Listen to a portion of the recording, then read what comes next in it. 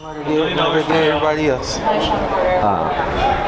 Sean, with tomorrow, who is the biggest puncher, do you think, just on paper going into it? On paper, you know, it's hard to say. I think that Rolly talks about his power. Of course, we've seen his power in the ring, but we've seen Tank's power against some really good competition, and it's shown up. We're all strong, and you get to really realize someone's power when they get in the ring with the elite. You know, when you're in the ring with the elite, now your power has to count. Every punch's got to count. You know what I mean? So you can't just have one punch and say, "Oh yeah, I got power." Doesn't mean anything if you can't, you know, put it to work. Is it one of those things with these guys that they both kind of have that kind of snapping, kind of explosive power as opposed to like a thudding? Both of these guys are explosive. Yeah, both of these guys are explosive. You don't have my bags here, but we need a cart upstairs in the Studio A. Yeah, the Studio A ballroom. Yeah. Yes, sir. Oh, I'm sorry, Salon A. Yes, sir. Yeah, both these guys got this explosive power. I would say more of a thud. Not really, not a snap, not a boom. You know what I mean? It's big when both those guys throw. So I'm interested to see how Rolly at the least tries to set up his power. He's got to set it up. He can't just overhand ride a big hook. And he's got to set it up, you know? And we'll see.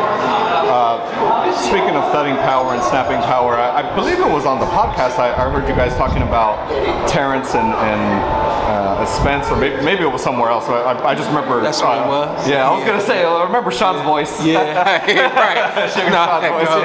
Yeah. Is that how you would describe the difference between Spence and Crawford's power? Yeah, we on the podcast we alluded to. Spence is more of a thud. Spence is gonna wear you down. Spence obviously has that punch where he can connect and you're out. But even if he connects and you're not out, you're gonna feel that. But he's gonna keep coming and he's gonna hit you.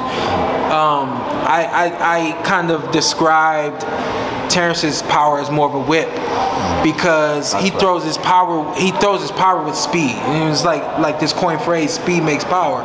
And so his power is kind of disguised because of his speed, which I think makes it more of a whip. It doesn't take a long time for it to get there. It's gonna get there fast, and it's gonna pop you. You know what I mean? So yeah, that's kind of what I mean by whip and thud. You know what I mean? Not saying that Errol is slow, but it's just his stuff is gonna wear you down. And through the course of rounds, it'll catch up with you. And with Terence, it just kind of seems to come out of nowhere, and it's because of his speed. Which aspect of both of those guys? That was around the boxing. So. Oh. No, I give you one more. Last one. Yeah, especially I was walking and talking. Yeah. Which aspect of both of those guys' games does the other have to be most cognizant of? The most intriguing thing about this fight, people think it's the power. People think it's the fact that both these guys get stronger as the fight goes on, so on and so forth. They overlook the fact that both of these guys have become very masterful at range and distance. Both those guys, they figure out where they want to go to work, and then they go to work from there. You know what I mean? And so in this fight, where both of these guys are going to have to impose their will and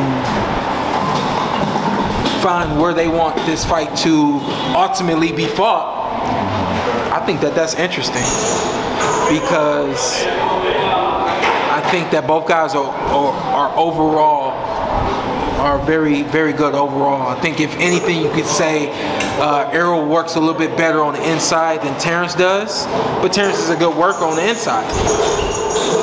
And if Terence says, I want this fight to be here, and Errol says okay, and we get a fight from here, I think that's really interesting. I don't think that's going to happen. I think that if Errol wants to fight on the outside, I think Terence is going to try to push it to the inside, and vice versa. Styles make fights, man. This is the epitome of styles make fights. It's a battle. This is like the first time like I really talked about it, and I'm like, you get kind of giddy right now. We all know it's special. We all know it's special. It is what it is, man. It's gonna be special. I really feel it's gonna be a welterweight version of Hagler Hearns, man. Put this out there, and then I'm done. The perfect venue for this fight, Allegiant Stadium.